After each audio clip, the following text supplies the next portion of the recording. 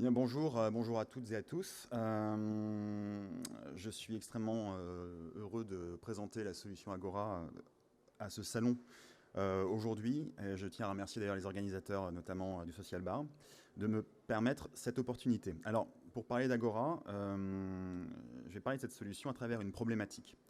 La valorisation des territoires face au challenge de l'évolution des médias numériques. Je me présente, Gaspard Bergeret, j'ai créé une agence de communication, production de médias, film et digital il y a à peu près 10 ans, Monolith Média. Et je fais partie d'un ensemble de clusters numériques sur le sillon lorrain et le Grand Est en général. Et cette expérience m'a permis de me rendre compte à quel point la communication digitale n'était plus en phase avec le marché, d'un point de vue technologique comme sociétal. Pour comprendre ça, il est important de comprendre ce qu'est un territoire. Alors, c'est très schématisé, hein, mais on n'a pas vraiment le choix. Un territoire, c'est quoi? On a une collectivité, un EPCI. Autour de ces collectivités-là gravitent des écosystèmes, des EPL, aussi bien la culture, l'urbanisme, l'emploi, l'innovation. Et autour de ces structures-là gravitent également des acteurs économiques, des personnes morales, entreprises, associations, et des personnes physiques. Donc un territoire, c'est un ensemble d'entités comme ça qui est un petit peu partout. En moyenne, chacun de ces acteurs, on estime qu'il y a à peu près 3 flux de communication mis à leur disposition, les réseaux sociaux, les sites internet, ce genre de choses. Ça, c'est pour toucher leur public, en termes d'informations, d'événements, peu importe. Et la problématique, la question, c'est comment est-ce que, d'une part, les collectivités, les EPL, peuvent toucher leur public, démontrer leurs atouts et agréger les services sans perdre de temps ni d'argent. La deuxième partie, c'est comment les utilisateurs qui cherchent l'information vont pouvoir trouver cette bonne information et créer les synergies au bon endroit, au bon moment. Le problème, c'est que les outils de médiation n'ont pas évolué depuis plus de 10 ans. Le marché, lui, par contre, a été bouleversé par l'explosion de l'Internet mobile et de l'intelligence artificielle. Et aujourd'hui, les utilisateurs veulent une information qui les concerne personnellement, qui s'adapte à eux en temps réel et qui pourront obtenir rapidement depuis n'importe quel support numérique. Or, les outils existants, avec notamment Facebook, Twitter en tête, ont gardé une approche très 2.0. Ils sont prisonniers d'un système qui ont fait leur succès en proposant un contenu global qui arrive de partout, un flux ininterrompu d'informations qui vient de tout le monde. Hein, c'est un petit peu la foire à la saucisse, où ça génère souvent des fake news. Et on voit qu'ils essayent, ces acteurs-là essayent de géolocaliser progressivement leur contenu, mais ils n'ont pas été prévus pour.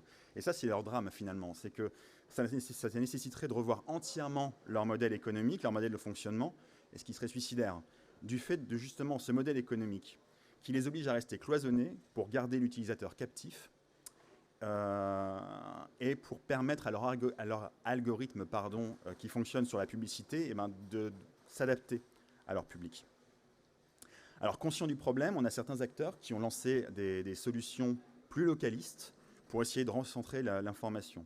Mais leur fonctionnement est également extrêmement cloisonné, souvent monothématique. C'est une approche soit culturelle, soit économique, mais en tout cas, c'est rarement un ensemble de services. Et surtout, c'est dépourvu de ce qu'on appelle le machine learning, en tout cas l'apprentissage et la recommandation de contenu. Donc finalement, c'est ce qu'on peut considérer comme des énièmes couches dans une sorte de millefeuille digital qui fait que la transmission de l'information n'est pas forcément assurée, ni personnalisée, et elle est noyée dans la masse. Et à ça, on peut ajouter effectivement tous les outils de veille ou les outils de service public que mettent à disposition les collectivités ou les EPL.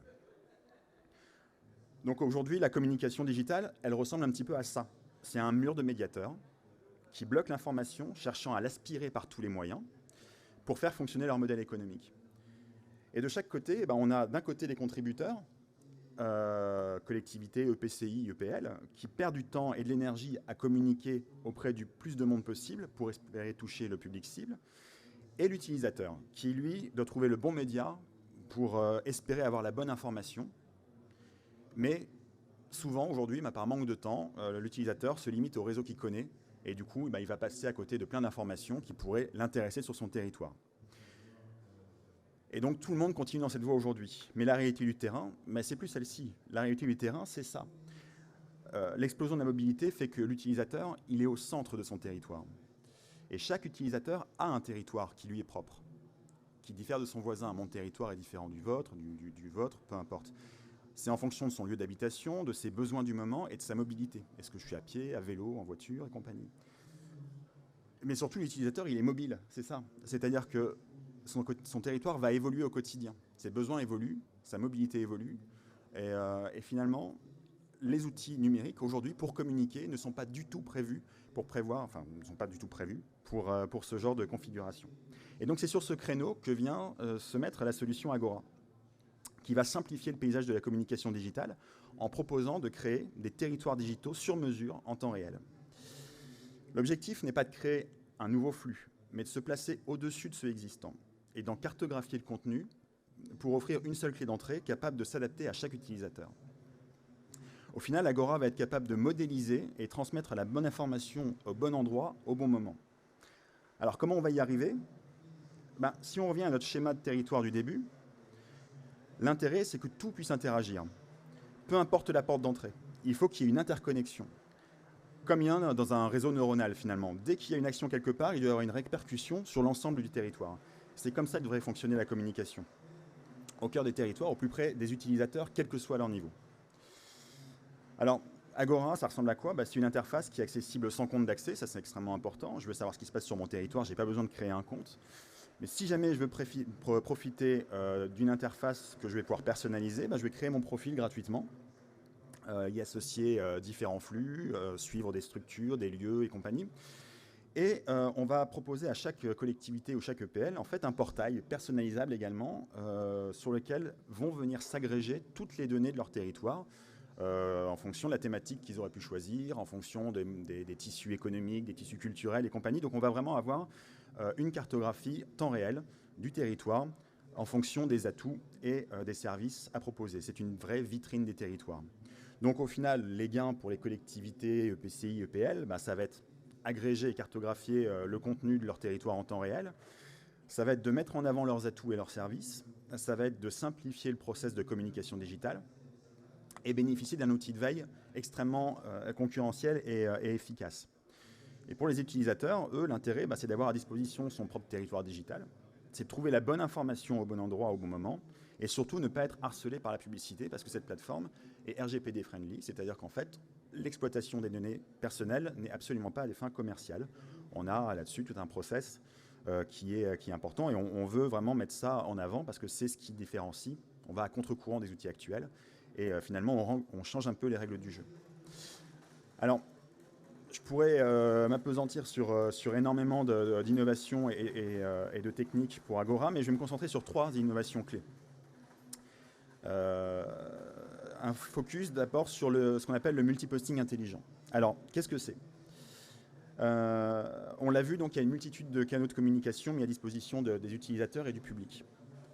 Alors, l'idée, c'est de briser ce système un peu tentaculaire et de dire, voilà, on va relier les profils des communications, les outils digitaux aux contributeurs. Et en fait, Agora va servir de porte d'entrée unique pour communiquer. Je mets un événement, je mets du contenu, en un clic, ça va le dispatcher sur l'ensemble de mes outils digitaux. En quelque sorte, c'est une tour de contrôle de la communication digitale. Finalement, on peut dire qu'on éjecte cette méthode multiflux par une simple bifle. Le contributeur n'a plus à chercher sur quel réseau communiquer, du coup. Et l'utilisateur n'a plus à chercher où chercher. Et l'intérêt de ce système, notamment pour les collectivités, il est énorme, puisqu'on a calculé qu'en moyenne, avec l'agrégateur et la cartographie de l'outil de veille, Agora fait gagner jusqu'à 35% de temps homme pour un community manager d'une taille de ville moyenne. Donc c'est quand même assez conséquent. Et tout ce contenu, il va bien falloir le mettre en avant de manière pertinente auprès du public. Ce qui m'arrive à la seconde innovation, c'est l'algorithme de recommandation Deep Learning. Donc là, on est développé en collaboration avec des ingénieurs, des chercheurs en neurosciences du Lauria, un algorithme qui va tout simplement venir transformer ce qui existe actuellement. Parce qu'aujourd'hui, sur les plateformes de communication, l'algorithme se fait au clic. Donc on a accumulé une exploitation commerciale des données. Souvent, ça génère des ressources qui sont mal ciblées. Donc l'idée d'Agora, ça va être de changer la donne et d'être capable d'apprendre de l'utilisateur et de ses mouvements sur le territoire pour modéliser et suggérer du contenu ou de le mettre en relation avec d'autres utilisateurs. Donc on est vraiment sur quelque chose d'assez nouveau là-dessus. On va être les seuls à proposer ça. Et ça va être extrêmement fort, extrêmement pertinent pour la recommandation aussi bien d'événements, de lieux, mais aussi la mise en relation de profils.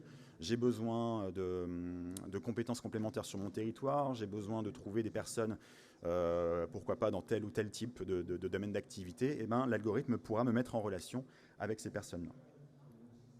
Et la troisième fonction, et je m'arrêterai après là-dessus, c'est l'App Store de services connectés. Donc Agora, en fait, va proposer une interface qui va être une sorte de terrain de jeu, un bac à sable, pour les structures, les startups ou les entreprises qui proposent des services connectés, des services innovants au service des territoires. Chaque territoire a son identité, chaque EPL a ses activités. Et c'est pourquoi Agora va proposer l'intégration d'applications qui vont venir s'imbriquer de manière transparente dans l'interface et utiliser les datas enrichies d'Agora pour optimiser leurs résultats. Par exemple, on a aujourd'hui 2 structures qui utilisent la version alpha d'Agora.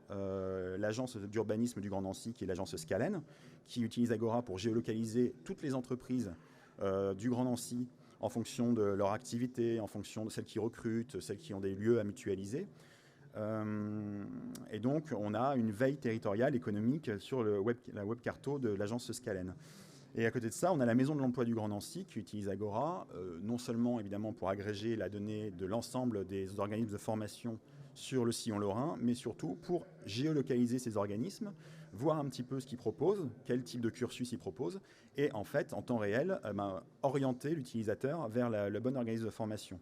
Et là, une nouvelle fois, comme on est sur une plateforme globale, l'intérêt, c'est que si une entreprise de l'agence Scalen, par exemple, qui a un profil sur Agora, dit je cherche tel type de formation pour mes employés, automatiquement, la plateforme pourra dire si ça vous intéresse sur votre territoire, on peut vous proposer tel type d'organisme ou tel profil qui pourrait vous intéresser. Donc voilà, on est vraiment sur quelque chose qui est une vitrine des solutions digitales innovantes pour les territoires, les écosystèmes et les citoyens. Voilà, donc ces 3 innovations font partie d'un ensemble, il y en a d'autres, et je serai heureux de vous les présenter sur le stand de C2C4 qui est juste derrière. Pour ceux qui sont en ligne, écoutez, je vous invite à aller sur agora.fr et de vous inscrire pour être au courant des prochaines évolutions de la plateforme qui devraient sortir normalement au printemps 2020, si tout va bien et que tout va bien aller.